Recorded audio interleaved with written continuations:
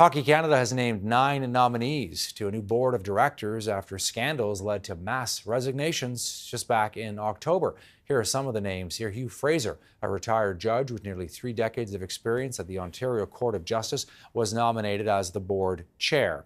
Other nominees, of course, include a number of high-profile people, including athletes. The nominees will serve 1-year terms. Hockey Canada says it had about 550 different applications. Members will vote on the prospective board members on Saturday. Hockey Canada have been under scrutiny since news broke of how it handled sexual assault allegations. All right, let's bring in Mike Bruni. He is the chair of the nominating committee for Hockey Canada. Thanks for your time, Mike. Thank you very much for having me. How important is this fresh start for Hockey Canada? I think it's incredibly important for Hockey Canada, for the game, for the culture, for building back trust, for evaluating many different aspects of it, including governance, and for hiring a new CEO.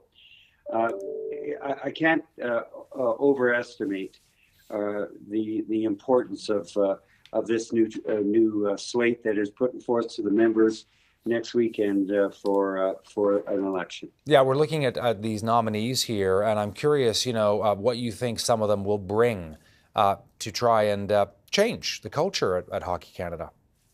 Well, Todd, one of the focuses we made, we had a skills matrix. We looked at all of the skills very carefully. I spent long hours looking at every one of the 564, to be exact, applicants. We were guided by the skills matrix and the priorities that Mr. Justice Cromwell had put into place. And I think that what we looked at is diversity of thought. We talked about diversity of thought. And with that came this board, which is made up of five women, 4 men, and a lot of them really possess the diversity of thought. I'm very, very impressed with this slate, and I think that it's a big step in the right direction for Hockey Canada. Yeah, can you walk us through as well, Mike, how this is going to play out? I mentioned the vote will come up on the weekend, but what you think will happen in the weeks ahead here on this? Well, first of all, Todd, what we did is we were asked to present a full slate of 8 board members and the chair, which we have done.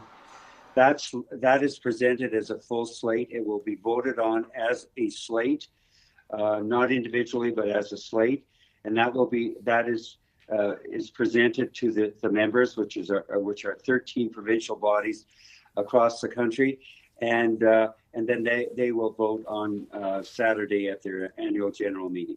Yeah, and what's your message as well, Mike, to Canadians who have been following this story now for months, and frankly, a lot of them shaking their heads over what Hockey Canada has been through and what's happened to the organization? The message you want them to hear.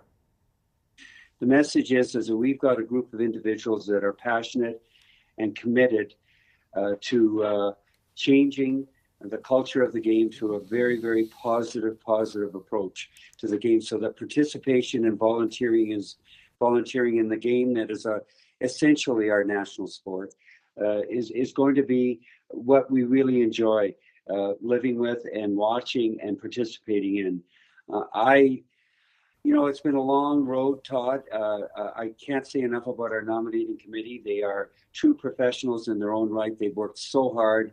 They have been a pleasure to work with in terms of this whole process. But when you go through this after several months, it wasn't just a couple of weeks, it was several months to get to this point. There are times when you want to continue being passionate and motivated about doing the right thing for the game. And I just go see my young 6-year-old grandchild playing Timbits, and I tell you, his innocence and passions has kept me going in this, and I think we want to continue it for all of those young boys and girls that want to be a part of this great game. Mike Bruni, thanks for your time, Mike. Appreciate it. Thank you very much, Todd, and thank you very much for your support. I really appreciate it. Thank you.